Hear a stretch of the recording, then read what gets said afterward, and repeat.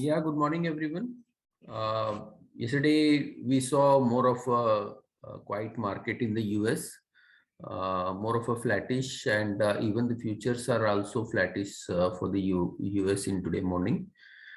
Asian market also has some mixed reactions. China and Hong Kong are up, whereas the other market are marginally down.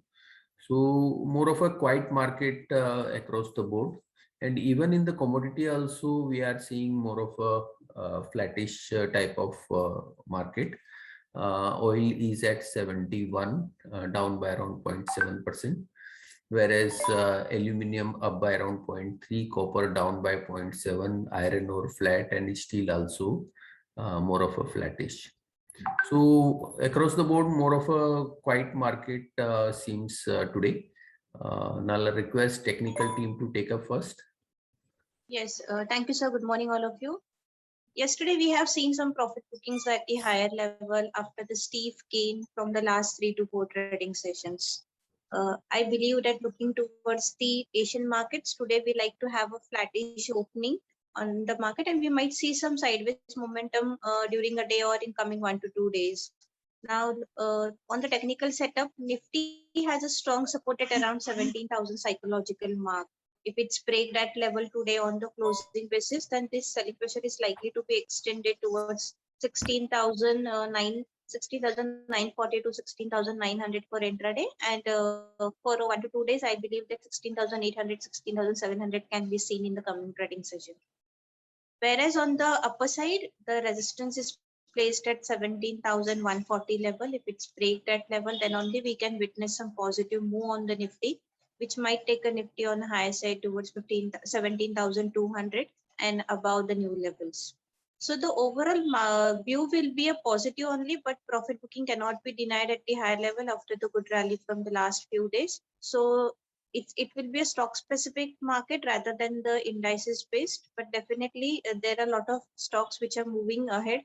So one can look for the stocks, but with the strict stop losses. Coming towards the bank Nifty is the one who has taken a Nifty on the higher levels, as we said in the monthly as well on the conference call also, that once the bank Nifty manages to give a breakout of 36,000 level, 36,300 level, then we are going to witness some 1,000 points rally on the higher side, and the same thing has been happened. Now, as of now, 36,500 will be the immediate support level for the bank Nifty. If it's break that level, then we may witness some profit booking, which might take a bank Nifty back towards to 36,000 levels. So 36,000 will act as a crucial support zone for 2 to 3 days on the bank Nifty front. Whereas on the higher side, as I said, 37,000 will act as a strong resistance zone. If it's clear that level, then only we can witness some positive move again, which might take a bank Nifty towards 37,300 to 37,400. Moving towards the Nifty Finance, for the today intraday purpose, the resistance is placed at 18,300, 18,420 levels. Whereas on a downside, 18,100 levels can be seen as the immediate support zone. Below that level, we expect some fall towards 18,000 to 17,900 levels. So these are the important support and resistance level on the 3 indices. Stock specific levels look good on the technical setup. Even the UBL looks good. Yesterday we have seen a very good or positive momentum on the UBL counter. It has given the breakout of cluster resistance zone, which comes with around 1500 levels. And I believe that the stock has a potential up to run up this rally up to 1600 to 1650 levels. So those who are having any long position, they can definitely hold on the UBL. I think that's it from my end. I request derivative guys to take a call forward. Yeah, thank you, Swati. Good morning, everyone. So as per yesterday's derivative data, one major thing we have seen in yesterday's trading session is that as per the OI positions, we are seeing that from 17,200 to 17,500 mark, heavy call writer positions are getting added up. But on the down front, we are seeing that from 17,000 to 16,700 strikes, we are seeing that the call writer positions are getting unwind. So 17,000 will become an important support where we are seeing that the heavy put writer positions are holding their positions and are getting added up at 17,000 levels. On the higher end, we are seeing that at 17,200 highest call writer positions are getting added up. So 17,200 will act as an important resistance zone. Once Nifty manages to give closing above 17,200 level or get stable above 17,200 to 250 mark, then we might expect another set of rally towards 17,400 to 17,500 mark. So currently hold your long positions with the support of 17,000. Once a Nifty comes in the today's first half, once a Nifty gives a dip around 17,050, 17,020 mark, it will be a good buying opportunity with the support of 17,000 levels. If in today's trading session once Nifty goes and gives closing below 17,000 mark, then we might expect some profit booking to extend to a 16,800 to 16,850 marks. But overall scenario as per the OI positions, we expect the market to remain positive in the near term. Currently, as per PCROI, we have seen the major drop has been seen from the PCROI. It has come down from 1.66 to 1.17 levels. So I am expecting PCROI to get drag around 1.08 to 1.05. That will act as an important buying opportunity zone at 1.08 to 1.05 zone. So currently, market strength is positive. As per stock specific, we are seeing 2 to 3 stocks which looks positive. First one is SBI, Bank Baroda, and Deepak Nitrite. These three counters has given a strong consolidation zone and a good OI positions are added up in these three counters. So keep watch on these three counters for going long for next 1 to 2 days. Thank you. Good morning. Auto numbers were out yesterday for the month of August. Tata Motors posted above expected numbers in both commercial vehicle and passenger vehicle, and both segments grew by 50% year on year.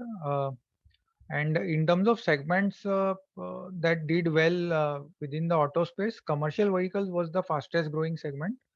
Ashok Leyland posted around 48% growth year on year, and Tata Motors commercial vehicle posted 66% growth year on year. Companies that posted below expected performance were Hero MotoCorp with negative 22%, decline of 22% year on year. Mahindra and Mahindra around 13% decline.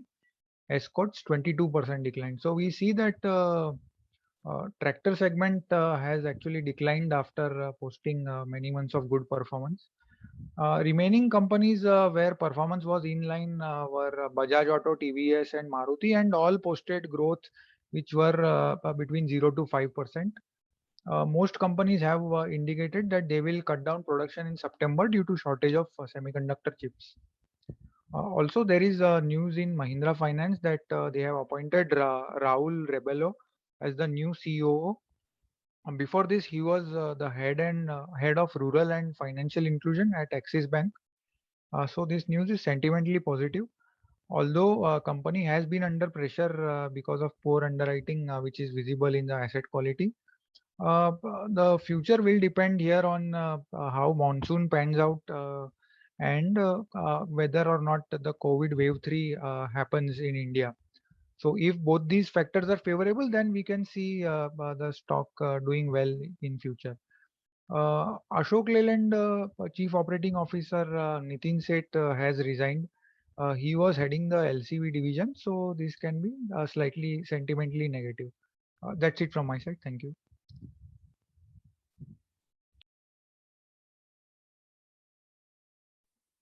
Yeah, good morning.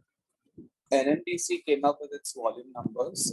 Production for August were flat on month-on-month basis and up by 89% year-on-year at 3.06 million ton. Sales volume came at 2.9 million ton, which was down by 3% month-on-month and up by 63% year-on-year. That's neutral for the company. Coal India Limited posted production for August month, which were flat on month-on-month, but up by 15% year-on-year at 42.6 million ton. Offtake came at 48.6 million ton, down by almost 4% month-on-month and up by 9.6% year-on-year. That's neutral for the company. Vedanta's board has approved interim dividend of rupees 18.5% per share for FY22. The record date for the dividend is September 9.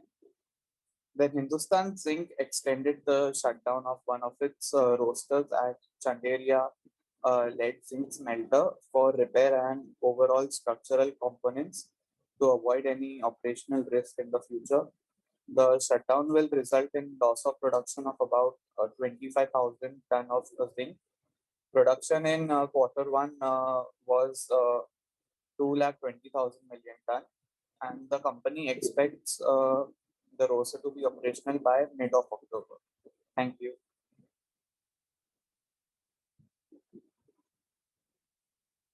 One more news is that Minda Corp has taken holding in one of the startup company. Minda Corp is an auto ancillary company, and they had taken a holding of around 26% in a company which is developing charging points. And Minda Corp, being auto ancillary, will be, if successful or if they are able to scale up, then can benefit Minda Corp, as it will be supplying material for charging points. So that can act positive in long run, but immediately may not get any benefit. But possibility is there, if things materializes, then can benefit from this. Apart from that, sugar prices in local market continue to move up. Yesterday also it moved up to around 36.40 from previous level of around 36 rupees. So consistently around 4 rupees has increased in this last 1.5 months, and this will directly benefit the sugar companies in their sales, and profitability of the sugar companies will be higher in Q2 as compared to last year. Generally, Q2 is a soft quarter for sugar company, but because of this price increase, they can benefit in this quarter. Among the sugar company, what we see the value can be Dhampur Sugar, which is comparatively better priced than the other stock, so that can give higher return as compared to the other. So that's all from us. Thank you very much and have a good day.